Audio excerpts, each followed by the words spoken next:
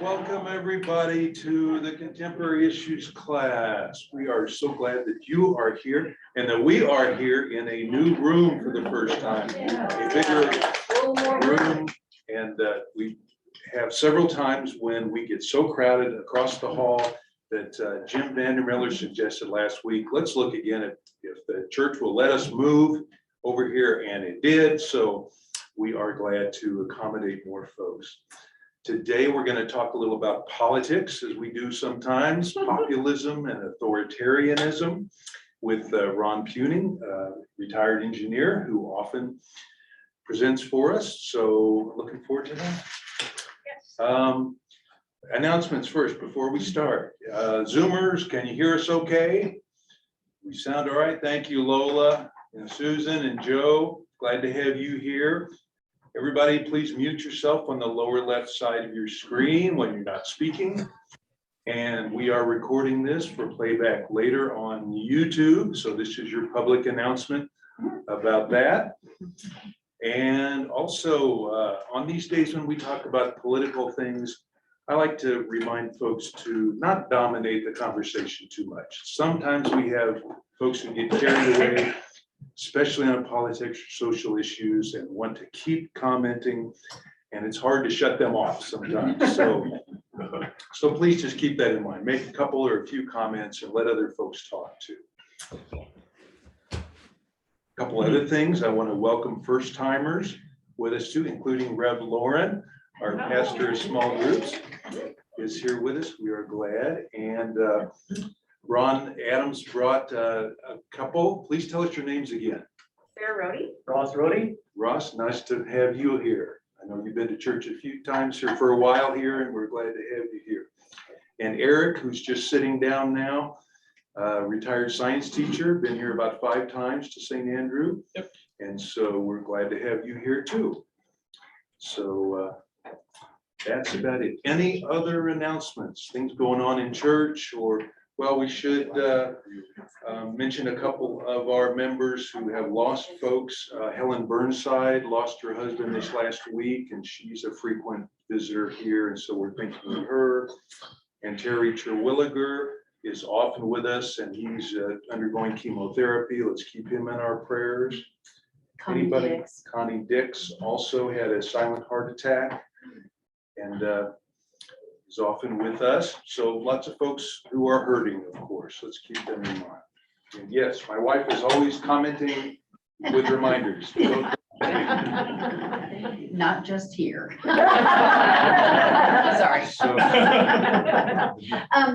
Alice and I have been talking for quite some time about the size of our class getting bigger, and I'm going to send a list around. If any of you would be interested in either being on a social committee for us to plan parties and stuff like that, or we're going to call it prayer and care, to keep a list of who's sick and maybe send cards, either bring cards and let us all sign it, or just do it yourself. So just if you're interested in helping out in that way, sign up and I'll be in touch with you. Okay, just send that around. pass that around also.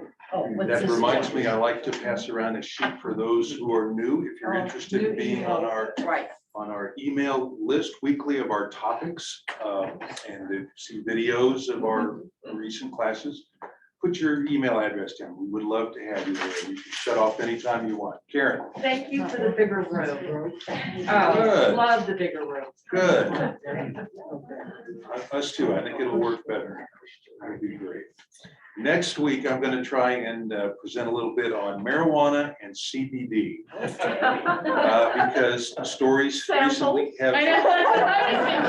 I'm getting to that a little. Don't get too eager. I'll bring snacks. We'll need the big room next week. But as you probably know, media stories have told how use is booming among seniors, not to mention CBD lotions and all that. So it's made Ron and I wonder, you know, what's going on with that? Why are more seniors using it? What is the strength of it? What are the downsides of it? And all that stuff. So we might hope Dr. Bob will be here to answer those questions next week too, from It's a a medical. return to the 60s. Right. In fact, the Punings and the Baskets are gonna wear sixties outfits and play sixties music. So it's gonna be fun. Okay. All righty, with that, any more announcements or comments? We're gonna talk a little about populism today and white nationalism.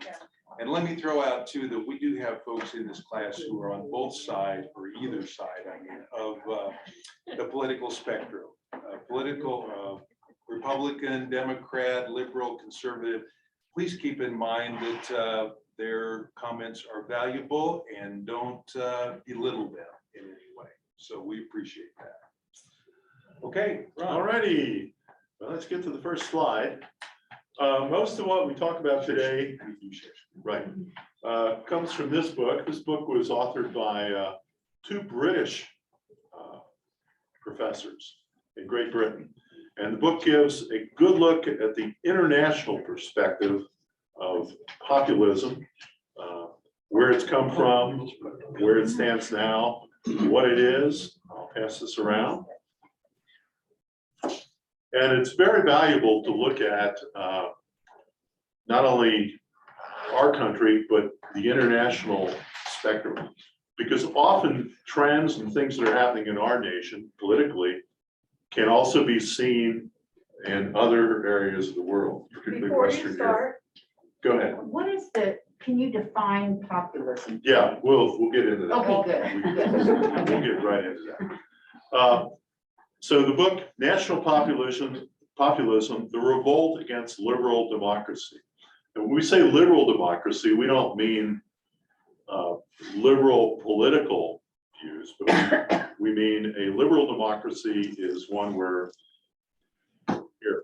liberal democracy, a marketplace of ideas where people broker and compromise. So it's where you have an active legislator, Congress, governors, and you hopefully work together and develop legislation from group consensus, as opposed to dictatorial, where one guy like Putin just says, we're going to do this, and that's the way it is. So that's what we mean when we say liberal democracy. Okay, some of the figures in the United States and Western Europe that can be considered somewhat populist.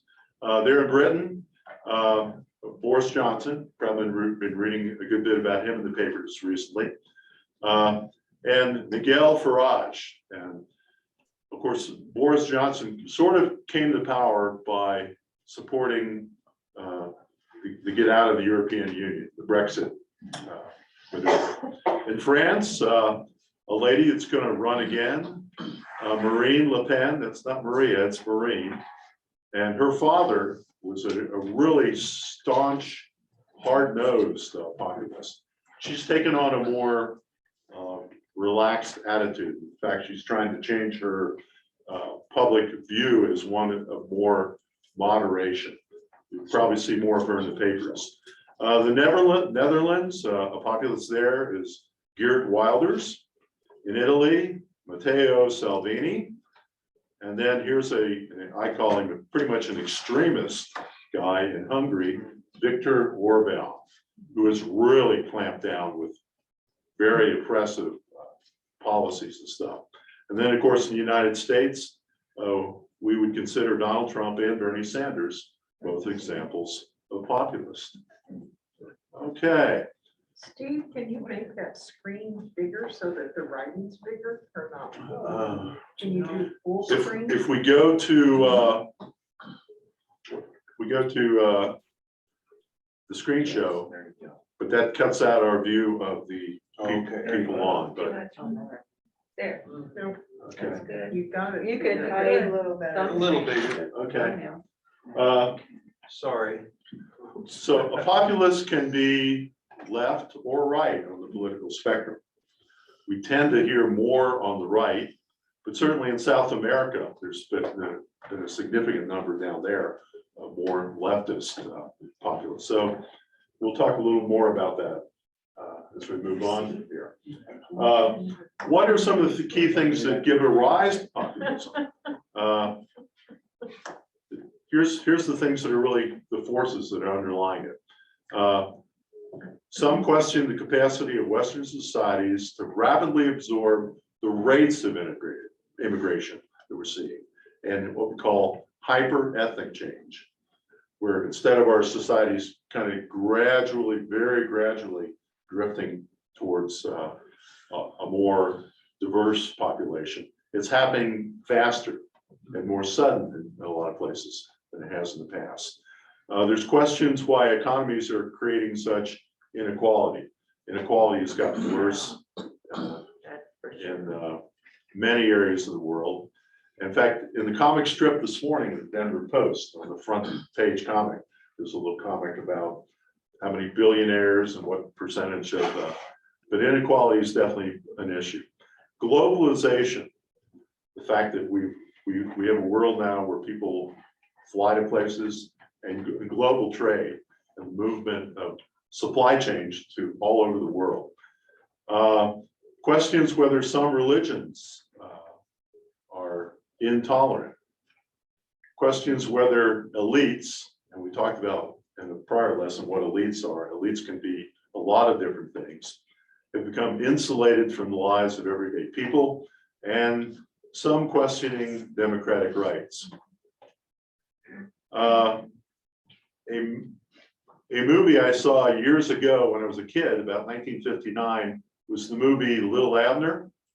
I don't know if anybody saw that, but in Little Abner, the men take the yokumberry tonic and become these super handsome Schwarzenegger muscle men. And the ladies come out and find that they're beautiful bodies, but they have no interest in romance anymore. And they all sing the song, "Put them back the way they was." They were ugly and lanky, but they went for hanky panky. So, and in a way, you know, that's being mirrored in our society today. We don't want to change. There's a scene from that Little Abner. And then, of course, there's the Amish folk that are, you can definitely say, are very much clinging to yesterday's world. Okay, so again, some of the underlying forces, a deep suspicion of the ability of Islam to conform to liberal democracy, and that's more prevalent in Europe, where more Muslims are moving into European nations. Unprecedented ethnic change, attitudes towards race, gender, and culture. The United States has seen, you know, quite a bit of change in terms of gender equality, racial equality, cultural change. The millennials are the first generation to be financially no better than their parents. Ongoing migration, low birth rates in the West, we'll look at that. And then, of course, automation eliminating jobs.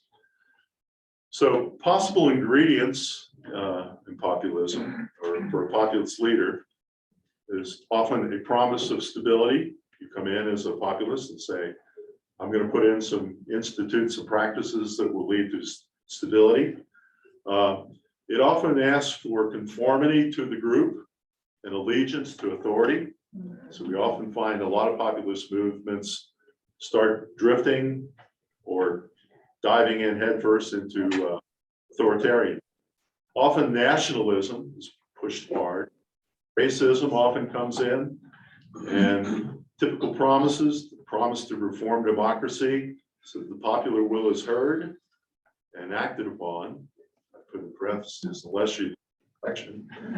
Promise to defend ordinary people against the elitist enemies and targeted groups such as immigrants, and promise to replace those self-serving elites. Here, by the way, is a belt buckle that some of the German soldiers wore in World War I. Gott mit uns. You know German? I know what it means. It means God with us. So they were certainly, this was the World War I German belt buckle. World War One? World War I, yeah. They used the swastika. Well, maybe it was World War II as well, but I know it also appeared in World War I. Okay. Okay. Trump being a populist, whoops. did a good bit to poison populism with macho campaign rallies that exhibited pre-fascist attitudes. He accused Hillary of being in a Washington swamp, but then he brought in all these people that end up getting convicted in courts of many illegal activities. He himself displayed anger, revenge, impulsiveness, narcissism, bold embracing declaration of outright lies, enrichments of violence against the opposition, and many populists have exhibited dangerous levels of authoritarianism. This, by the way, is a list of what a narcissist is. This is from the American Medical Association. These are the characteristics of a narcissist: preoccupied with self, unrealistic expectations, dehumanizing others, lack of empathy, pride, exaggeration, envy, and several populists have shown definite attributes of our narcissism. Okay. Over there in Britain, the populism, we mentioned how Brexit, and this was the voting pattern. We saw this a few weeks ago in the class on Fiona Hill's book. And this is where Brexit was supported or not supported. The blue is areas where people voted to stay in the European Union. And we can see London is definitely very strong to stay in the European Union. Scotland, very strong to stay in the European Union. But a lot of the more, we call them the Rust Belt sections of Britain, were very more amenable and desirous to get out of the European Union. Again, Marine Le Pen, the French lady that's undoubtedly going to run to be their prime minister again, got 1/3 of the vote in the last election. It was very much a populist. Okay, populism in itself is, from a scientific standpoint, what I would call an incomplete molecule. It usually needs to be combined with some other core concepts to develop a range of policies. So again, the populism molecule has to link up to another molecule to come up with a political position. And again, it can be left or right. Be left or right. Fascism is also seen as a style. Fascism is not populism, but fascism, of course, does grasp hold of authoritarianism, paramilitarism, and choreographed rallies very strongly. You can do it in less than. Fascism. I know it's fascism. I'm sorry? Okay. All right. A book that hasn't been published yet, but it's due out in a few months. The First Populists in American History, The Defiant Life of Andrew Jackson. Again, this book hasn't hit the presses yet, but it's due out very soon. And it's interesting that in the Oval Office when Trump was there, he put in a big picture of Andrew Jackson. Some see populism not as a serious ideology, but a way of competing for power and doing politics. So again, it's that partial molecule. It's a molecule, a populism molecule, wants to link on to some other and to form the total position. The movement is typically defined by a charismatic or demagogic leader who claims to speak on behalf of the masses.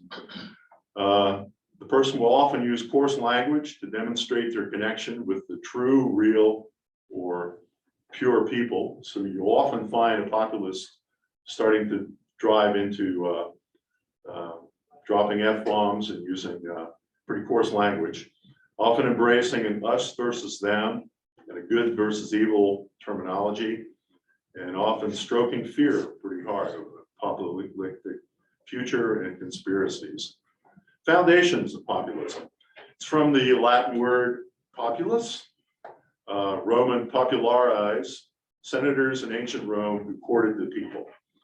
For those that saw Fiddler on the Roof, and I would guess a high percentage of the people in this room have seen Fiddler on the Roof, remember the third daughter's fiance, boyfriend, and later marital partner, was going around. He was a young political guy.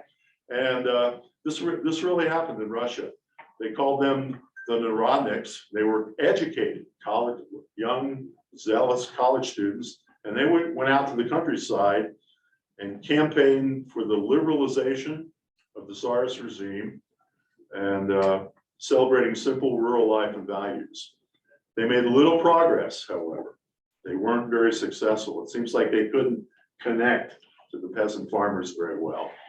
And many of the Narodniks turned to revolutionary socialism.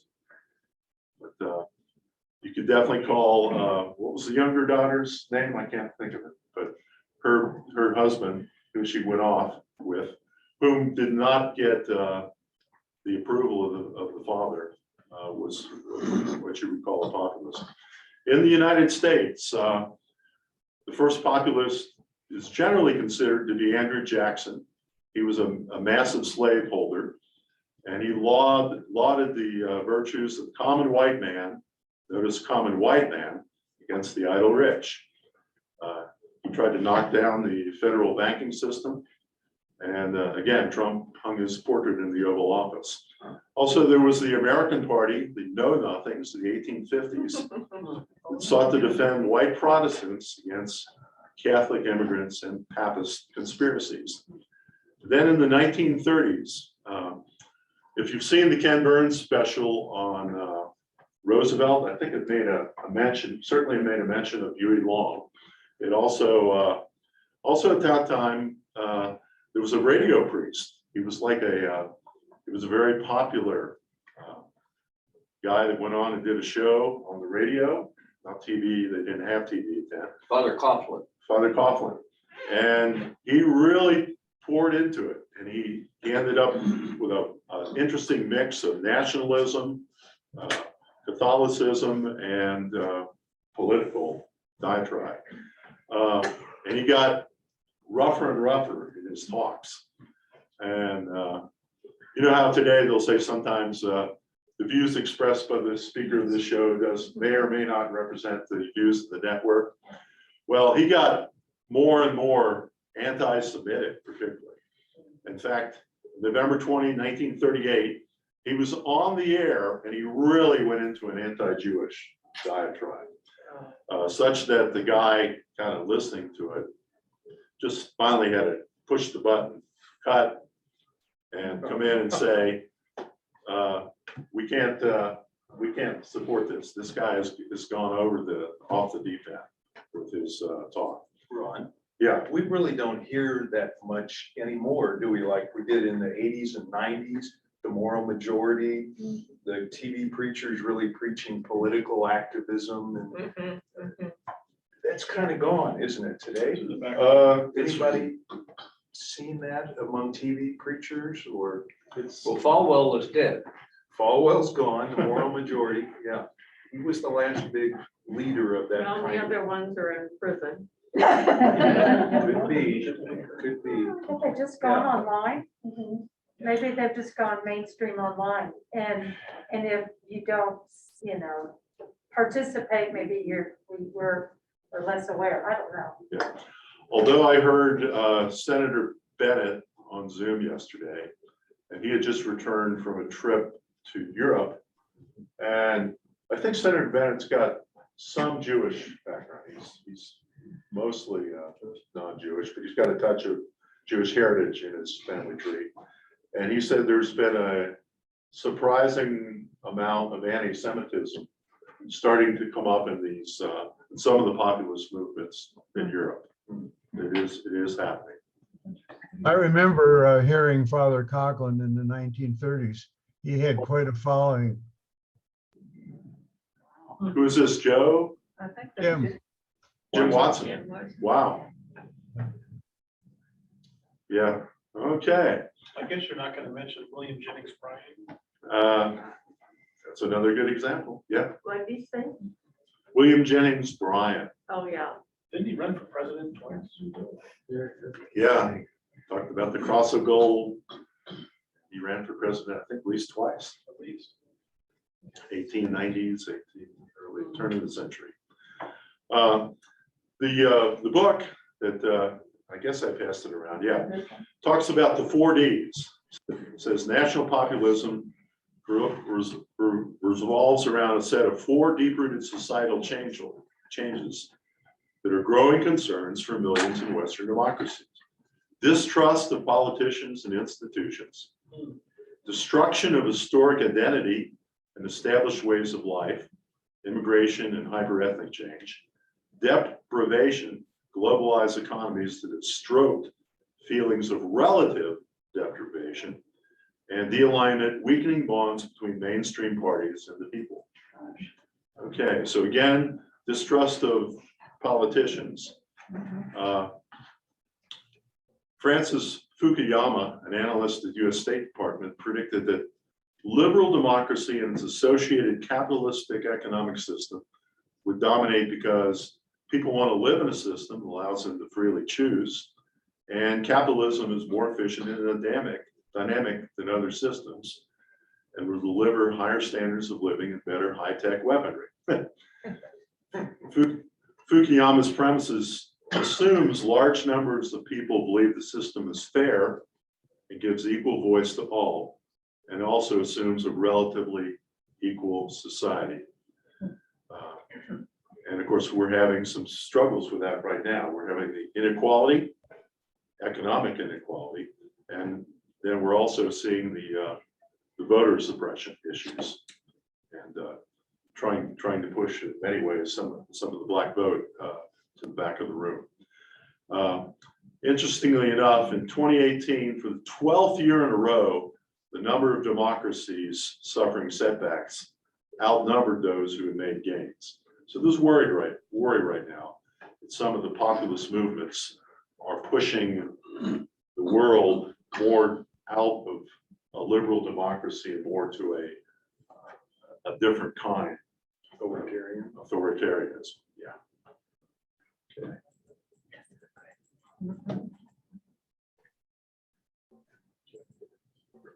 Oops. Okay, so again with the 4Ds. Okay. Call this one follow your amygdala. The amygdala, of course, is the primitive emotional part of your brain.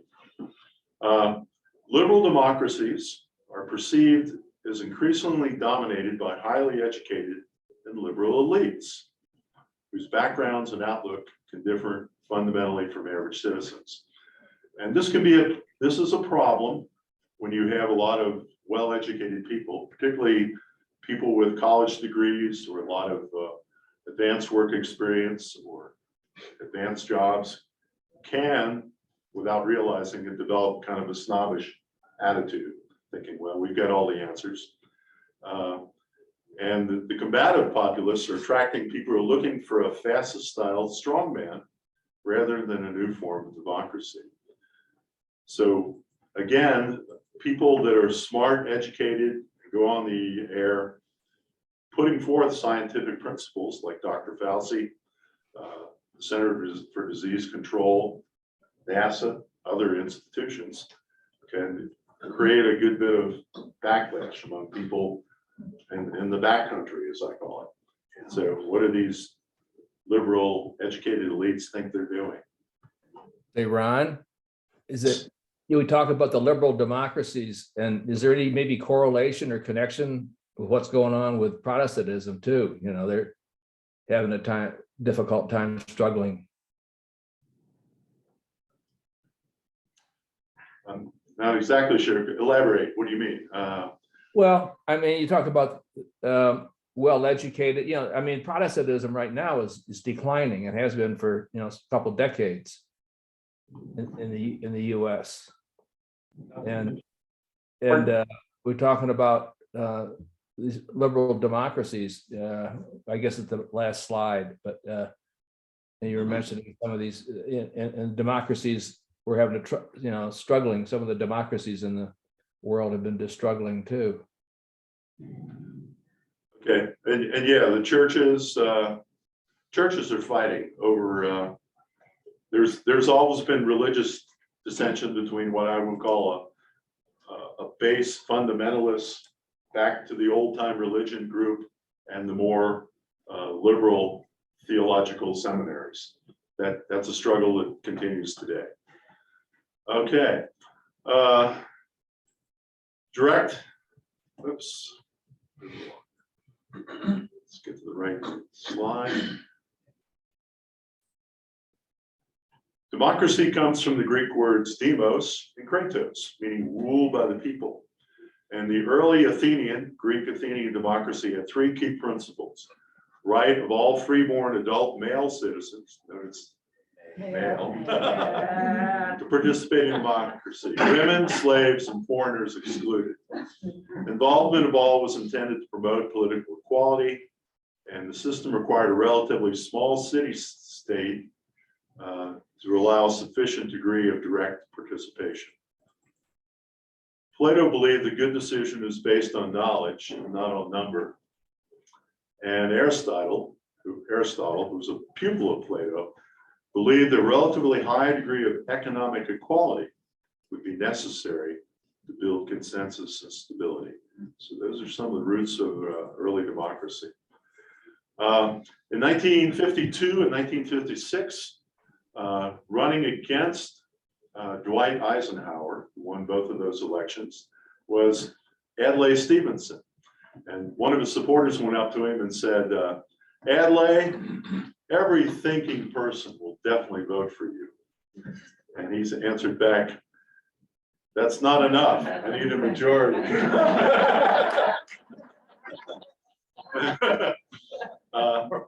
Sociologists Daniel Bell and others traced the roots of populism to people who had few qualifications, lived outside the big cities, and who experienced a status tension as a result of a rapidly modernizing society. Now you can argue with this, but there is a good bit of truth to it today. Yeah. You'll find in France, United States, and most other countries, the greatest support for populism comes from the more rural areas. Okay. Can I ask a question? Yeah, go ahead. So is Bernie Sanders the first really popular left-leaning populist in America? And secondly, does his support in populism come from the rural areas as well? Or are you talking more conservative populism? Bernie's considered somewhat of a populist. Yeah.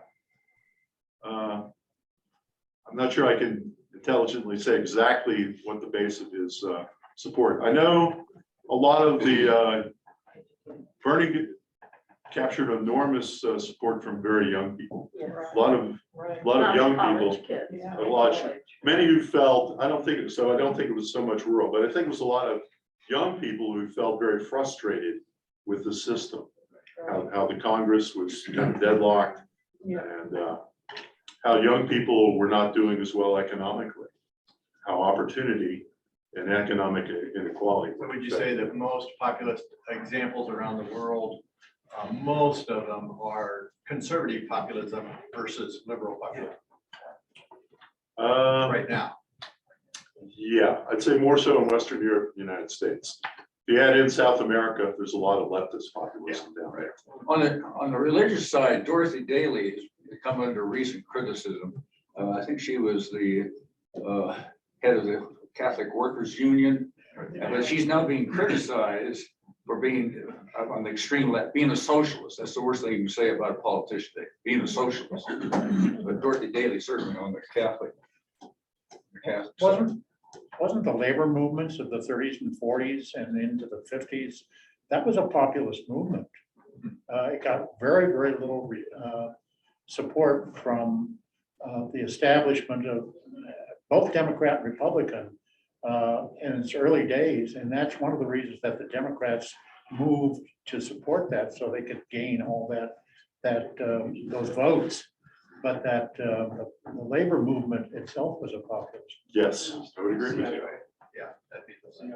All right, Because it appealed a lot to the middle class also. Middle and lower class, To middle and because lower the classes. miners, especially the United Mine Workers, were in dreadful condition. Right, to give a whole choice. Ron, do you want to let folks have a couple minutes to discuss? You want to take a little break? Yeah, let's just do a touch on the European Union before we go. With the Ukrainian crisis, we want to mention the European Union. European Union started with 6 founding states: Belgium, France, West Germany, Italy, and Luxembourg. And there are 6 countries that are recognized as candidates for membership: Albania, Iceland, North Macedonia, Montenegro, Serbia, Turkey, Bosnia, Herzegovina, and Kosovo are officially recognized as potential candidates. But here's what's causing the problem. Georgia and Ukraine are preparing to formally apply for EU membership in 2024. So, yeah.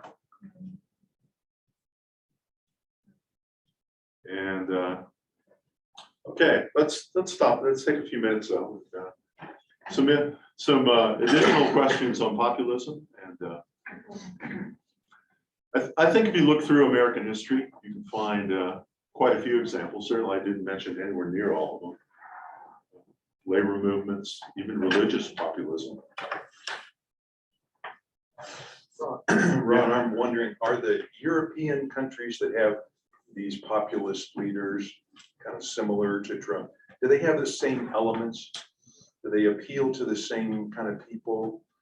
I know in Europe, they're having a lot of discussion about anti-immigration feeling. And that's kind of a populist thing. These immigrants are coming in and they're taking our jobs. And so there's a lot of that reflected in America also, but really in Europe, in Germany and some other countries now too. Is that kind of a populist appeal also? Absolutely. In fact, the pressure is in many respects worse in Europe. The Muslim and the North African population drive into Europe. The European Union basically has a rule, and this slide shows it. The European Union allows relative free movement of labor, permitting people from one country to work and settle in other states. The result has been a major flow of workers from low-wage economies to the stronger ones. Particularly Britain has seen thousands of unskilled workers from Poland, Bulgaria, and Romania come into the country. There's some pictures of some demonstrations in Poland. Many of the Poles in Britain have felt like they've been persecuted and mistreated because they're from Poland. And here's a rally in Britain against the Poles. Leave the EU. No more Polish vermin. I mean, talk about it. Yeah. Also, they're now looking with COVID. Has EU migration gone into reverse for the first time? This is some data from the UK, and it shows the immigration from 2005 to 2020 into Britain, and we see just in the last couple of years, there's actually been a bit of a reverse in that migration. There's been a bit of an out-migration. I know. You mean people are leaving Britain to go to other parts of Europe? Yeah, particularly a lot of the EU people that came in from Romania and some of the other countries now have to kind of leave Britain and depart because of economic downturn associated with COVID. Okay, we mentioned the elites. I'll jump over this one. Again, one of the 4 Ds is destruction of culture and demographic composition.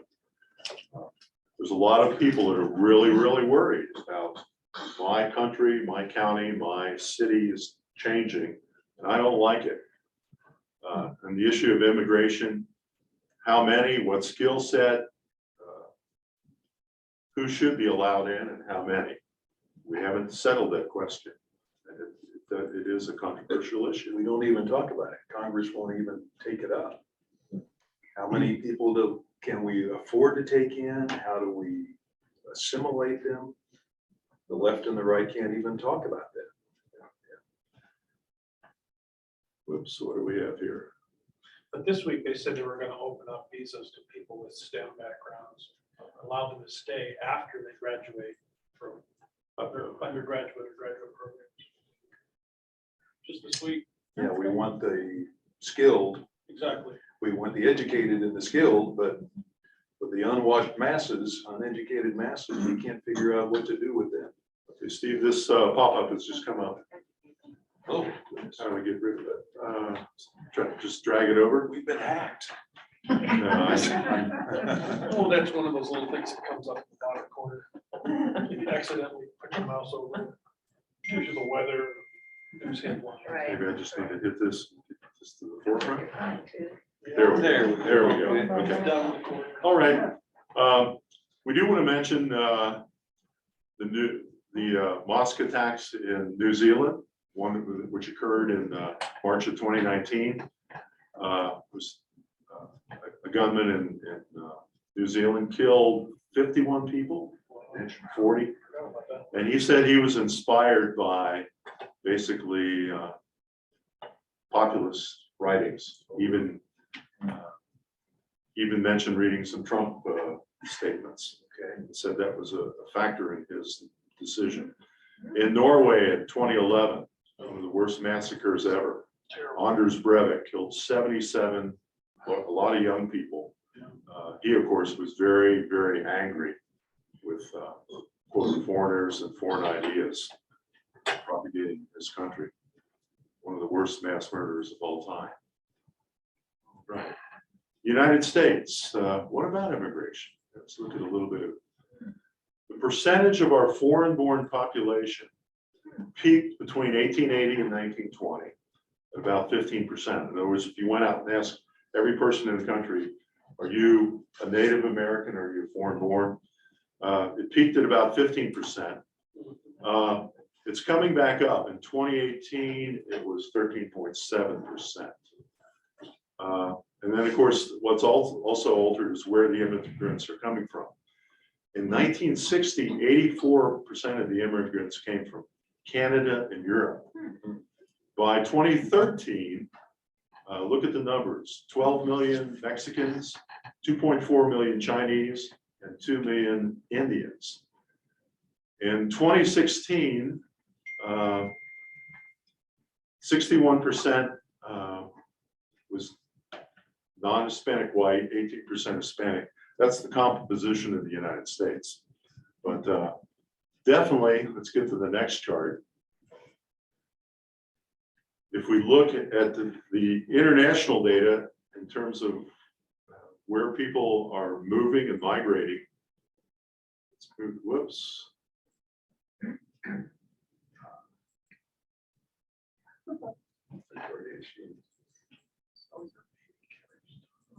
There we go. Peering into the future, this shows the world population according to continent. And we can see, here we are in 2020, this line. It's down a little bit. And we can see, of course, the world population is dominated by Asia and Africa. Europe is the blue, North America is the upper. But we see as we move towards 2040 and 2060, a higher percentage of the world population will have come from Africa. And that has implications for our immigration and our demographic. Okay, here's another interesting chart. This is the fertility rate in the United States. And they say you need 2.2 to hold an even population. In other words, if you have no immigration, you need to have a fertility rate among the ladies of 2.2. It was at 3.6 there in the 60s. And something went on around 1969. Just started plummeting. Birth control. And we can see the plummet.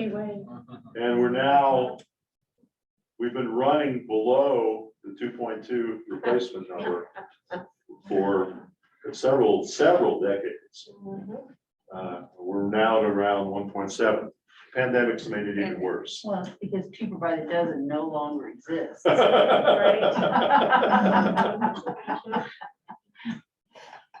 Right. So maybe we need to follow that advice of that song and make Whoopi more. I don't know. At any rate, you can see where if the United States is to hold its population or grow, you do need some immigration contribution unless you turn this number around. And it doesn't look like it's going to happen since it's been below that 2.2 for more than 50 years. So that's a lesson in itself. Ron, And that affects immigration. could we go back to that previous one? That This one there? this one? Okay. I always get bothered by things like that, and maybe I'm not reading it right. That's probably the problem. But it seems to me like there is nothing in this type of especially projecting it out 20, 30, 40, 50 years, for the mixing of the races. So that we start talking about Hispanics marrying Hispanic and producing Hispanics, then this graph holds up. But when you start talking about intermingling the races and everything like that, pretty soon you're going to have an awful lot of color blends in there. And I don't understand this type of projection or what it says to us. There's been an awful lot of people that have said the white race is going to have to understand that it's not going to be the majority anymore. Well, it hasn't been the majority for years. I mean, for God's sake, this country is so blended now, with all sorts of different races and everything like that. It doesn't make sense to me. Couldn't somebody explain that to me? I would really like to know what that means. More mixing will occur, as and will. Yeah. And then what happens to a graph like that? Yeah. I mean, what does it do? What does it tell us? It still tells you, Nothing. no, it still tells you that if you go to China or India, you will not find a lot of mixed race. Yeah, that's a world population by region, not Not by not race? just, Yeah. not Oh, just the maybe that's not by US. race. No, Right. it isn't. Yeah, it is. It's by region. It's by region, but it also, I mean, within America, we do a lot of interracial, Yeah. marriages and It's- mixing, but it's I the don't, title. but probably not in Asia and in Africa. The title's misleading. Yeah, it is a little. So it, Okay. An interesting graph might be if you could see data from 23andMe about the mixture of ethnicities within the population. Then it would probably be a bit different, more like you're Yeah. referring to. But I think that would come from a 23andMe type organization where this has to do with basic Right. ethnic trends around the world and how they contribute to population growth. Just for your information, they're expecting Nigeria and the Congo to be the most populated countries in the world by 2045. Wow. If you look at the population of the Philippines, I think it's 120 million. Right So it's a now- third of the United Right States now, population. India is passing China, so we're taking a class on this right now at our place, but that's why it seems so fresh. We're not that smart, but India's passing But we like all China, your information. Yeah. and Nigeria will pass them both by 2050. We talked a little bit about this last week when we talked about which religions are growing, about how the Christians and the Muslims will come pouring out of Africa and spread around the world. And that will change the dynamic. Another D that the book talks about is relative deprivation. Strong fears among people that they and their group are losing out relative to others in society. So groups we have that feel like they're losing the game are the poor, parts of the middle class, the younger generation, and some religious groups and organizations. Keeping up with the Kardashians. I think the data shows worldwide, more and more people have been lifted out of poverty worldwide.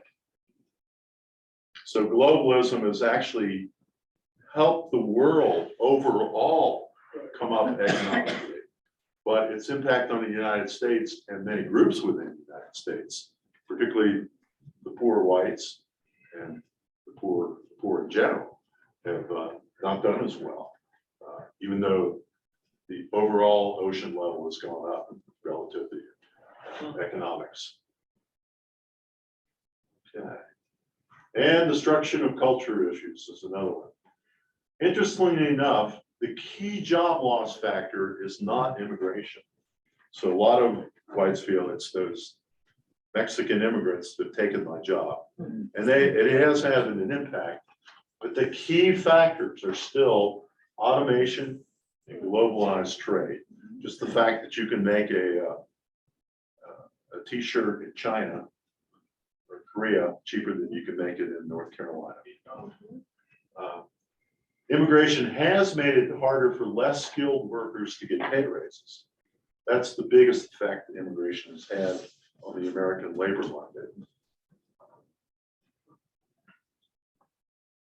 So that's an interesting one. Okay. We mentioned the economic inequality. Again, this is a chart that came out of the lesson we did on the Fiona Hill's book. But again, the wealth share, the top 10% are doing really well. And the top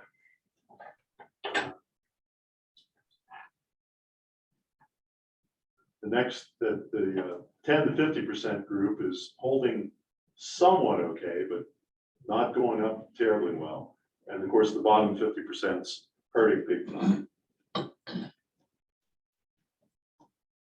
Okay. Interestingly enough, the share of the gross domestic product that went to workers has shrank about 4% since 1970. And about 50% of that is attributable to automation. So again, before you blame immigration, you need to look hard at automation. Good example is the Excel spreadsheet. I saw it in the engineering world in my career. With a good Excel spreadsheet where you put in 15, say you're designing a rocket, you put in 14 different factors, and then just hit compute and it starts designing it just with algorithms. And so Excel, and it's of course in banking and any accounting work, anybody that works in the office here would probably say, yeah, Excel has been a miracle for working with the church finances or any other accounting application. Okay. Ron, we've got about 8 minutes Yeah, left. let's call it a, Lots of again, relative deprivation. White males with few qualifications are the most likely to feel their status has declined. So it's like Gone with the Wind. Take me back to Terra. The world is a changing. So, okay. all different. The alignment, backlash. This slide talked about particularly in the United States, thunder on the right, moral majority, Pat Buchanan, Europe. Here was Marine Le Pen's father. The number of people that are associating with political parties is dropping. And it says the tug for national population is so strong, it can overpower policies for more jobs, growth, and better safety nets. Okay, so let's get into the discussion.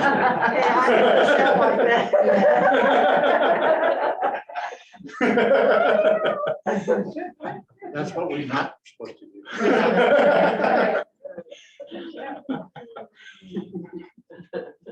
So is the rise of population a net positive or a net negative?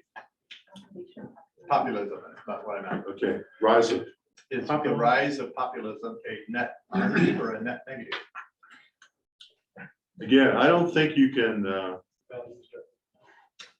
don't think you can just say populism is evil, populism is good. It just depends on what it does. You can have good populist movements. In the Philippines, The danger again, though, is if the populist movement if the leader becomes more authoritarian, demagogic, and hijacks it. Yeah, and that there's a tendency for that to happen often. Not always, but it can and does happen. Duterte was elected because people wanted more stability, less chaos, because the people that were selling the drugs and the drug dealers in the neighborhoods were out of control. So they elected him, and now I've talked to friends in the Philippines. And he's like, he gets 80% support because he's taking care of the drug problem. Unfortunately, he's also sidelined journalists who are reporting on the abuses of that policy, because for many, there's no due process. They rely on word of mouth. Neighbors say, that guy's a drug dealer, and the police come in or the paramilitaries come in at night, they take him out. And they take care of him. There's no more. There's no court, there's no arrest, and it just disappears. So it's back to what Ron said, it starts out with positive and then gets carried away, gets hijacked. Yep. But isn't, What was the? I've time always, frame? I've always heard or always I mean, when did he get elected? been told that regardless of what a populist, of the direction a populist movement goes, hopefully we all want it to go a good way. But that a populist movement is indicative of a power structure of some sort that is not responsive to a large segment of people, a large group of people. Usually people that are powerless or have very minimal power. And that paying attention to populist movements tells us where our problems lie. If, maybe we don't like it where they're going, but it tells us that there's definitely a problem there. David Brooks with the New York Times said much the same thing. David and I. You're good, buddy. Yeah, I've got a You need to question listen to too. people in the hinterland. I've got a question too, if I could. I was just wondering how populism could apply to conservative and liberal churches. Would it be fair to say that conservative churches, which offer a more authoritarian approach, simpler concepts for people than liberal churches? Could you call that a populist appeal type of approach to religion? It made me think of that because we offer, of course, at St. Andrew, where Mark says, no matter what you believe, you are welcome here and think for yourself. And that is not a simple, appealing message to those who want clear, simple answers. Yep. So Would that could, be authoritarian?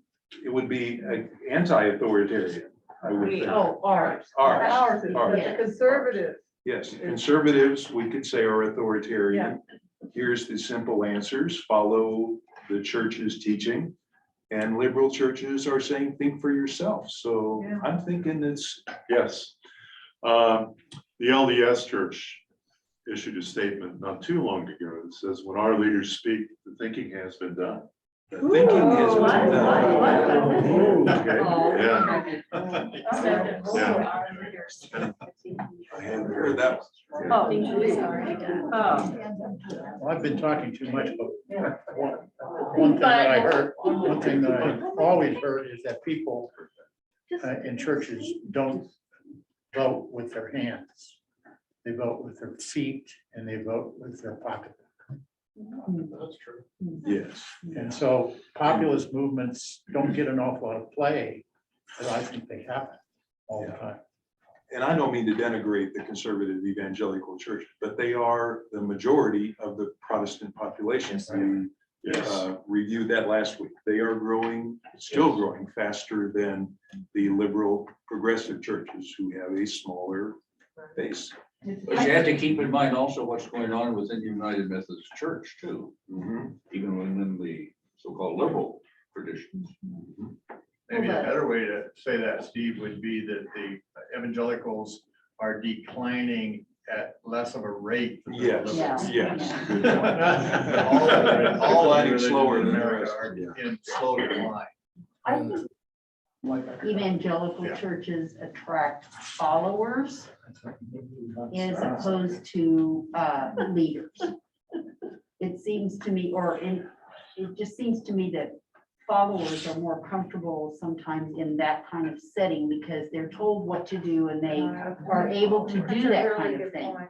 Yeah. But when you're in your more like we are, you tend to be the type of personality that will step out and do more, and I don't think that, I honestly, having come out of that tradition, I don't remember, I didn't feel that way when I was in it, I felt very devoted and very dedicated, and I would have done anything for anybody, but I wasn't a self-thinker at that point, and What so, Was that an evangelical? church? yes, I yeah.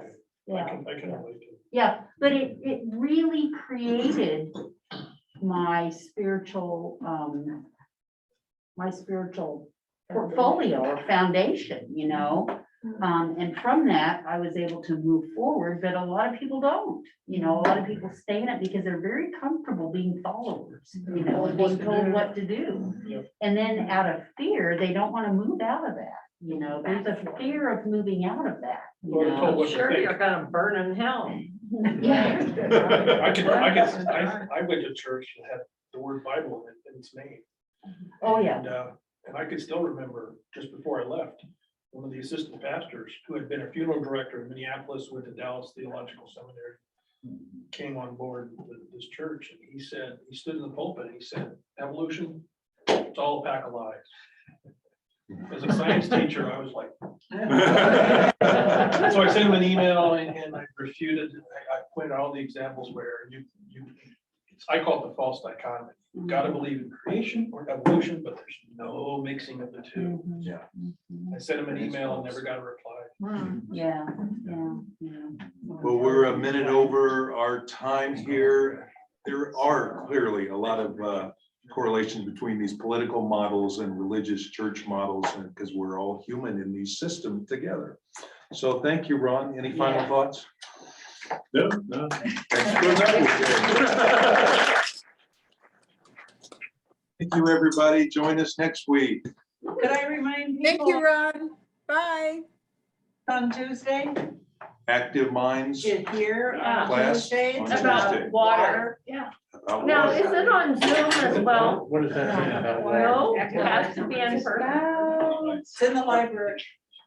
About water conservation or about Well, water, where it's going and what's where it's coming happening from with and it. where it's going? Like literally where the water's going and being diverted and all that stuff. And the Thanks for the coming, future of everybody. it, kind of Is the it whole- Guy from Nebraska show up. Yeah.